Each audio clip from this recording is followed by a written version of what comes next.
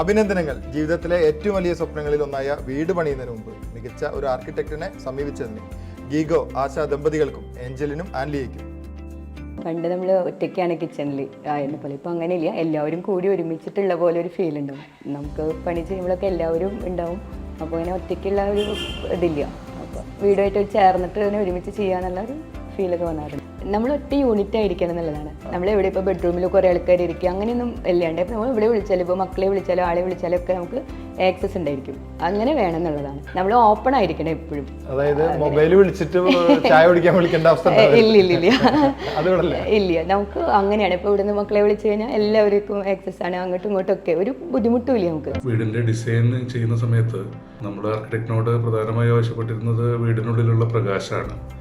എല്ലാ ഭാഗങ്ങളിലും പകല് നമുക്ക് പ്രകാശം വേണം. ലൈറ്റ് ഇട്ടിട്ട് മാത്രം റൂമിലേക്ക് കിടക്കാൻ പറ്റുക എന്ന് പറയുന്നത് പരമാവധി ഒഴിവാക്കണം എന്നുള്ളത് പറഞ്ഞിരുന്നു. നമ്മളിപ്പോൾ വീട് പണി കഴിഞ്ഞ് തിരിഞ്ഞു നോക്കുന്ന സമയത്ത് നമുക്ക് ആവശ്യത്തിലധികമുള്ള ബാൽക്കണികൾ, നല്ല വലുപ്പമുള്ള ബെഡ്റൂമുകൾ, നല്ല പ്രൈവസിയുള്ള ലിവിങ് സ്പേസുകൾ, നമ്മൾ ആവശ്യപ്പെട്ടതെല്ലാം 100% ചോദിച്ചപ്പോൾ 110% തിരിച്ചു തന്ന ഒരു ഡിസൈനാണ് ആർക്കിടെക്ട് ബ്രിജേഷും പൂജ ബ്രിജേഷും നമുക്ക് ചെയ്തു തന്നിരിക്കുന്നത്. നമ്മളെപ്പോഴും രാവിലെ എഴുന്നേറ്റാലും ഒക്കെ ഫുള്ള് ബ്രൈറ്റ്നെസ് ആണ്. എനിക്ക് തോന്നുന്നു ഞങ്ങളൊന്നും ലൈറ്റ് ഇടാറില്ല രാവിലെ സമയങ്ങളിൽ.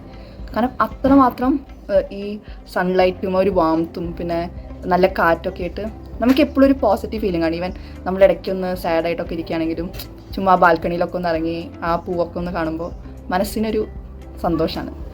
ഈവൻ ഇതിൻ്റെ കൺസ്ട്രക്ഷൻ ടൈമിൽ കുറേ ഡൗട്ട്സ് ആയിരുന്നു ഞങ്ങൾക്ക്, ഇതൊക്കെ വർക്കൗട്ട് ആവുമോ.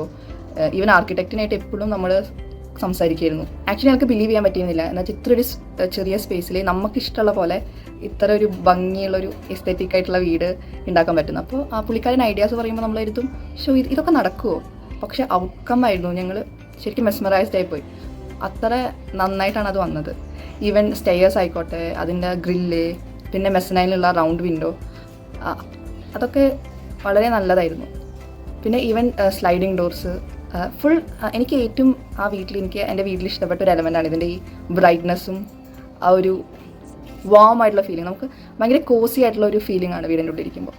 പിന്നെ ഈവൻ ദോ ഒരു ടൗണിൻ്റെ ഒരു ചെറിയ സ്പേസിലാണ് വീടെങ്കിലും എന്ന് വെച്ചാൽ പുറത്ത് കുറേ കാർസും എല്ലാം മൂവ് ചെയ്താലും നമ്മൾ ആ വീടിൻ്റെ ഉള്ളിലേക്ക് സ്റ്റെപ്പ് ഇൻ ചെയ്ത് കഴിയുമ്പോൾ പിന്നെ ഒന്നും നമുക്ക് ഫീൽ ചെയ്യേയില്ല പുറത്ത് നടക്കണതൊക്കെ. ആ വീടിൻ്റെ ഉൾഭാഗവും ആ ശാന്തതയും മാത്രമേ ഉള്ളൂ. പണിയുന്ന സമയത്ത് നല്ല എക്സൈറ്റ്മെൻ്റ് ആയിരുന്നു. ഇങ്ങനത്തെ ഒരു വീട്ടിൽ ആദ്യമായിട്ടാണ് ഇങ്ങനത്തെ ഒരു ഡിസൈനൊക്കെ കാണുന്നത്. അപ്പോൾ ഇങ്ങനെ വരാൻ വേണ്ടിയിട്ട് എങ്ങനെ ഇത് വരുന്നുള്ള ഒരു എക്സൈറ്റ്മെൻറ്റ് നന്നായിട്ടുണ്ടായിരുന്നു. അപ്പോൾ വന്നു കഴിഞ്ഞപ്പോൾ നന്നായി ഇഷ്ടപ്പെട്ടു. നല്ല ഒരു കംഫർട്ട് സ്പേസ് പോലെ തോന്നി. 3.5 സെൻറ്റിൽ വന്നപ്പോൾ ഭയങ്കര ചെറിയ സ്ഥലമായിട്ടാണ് തോന്നിയത്.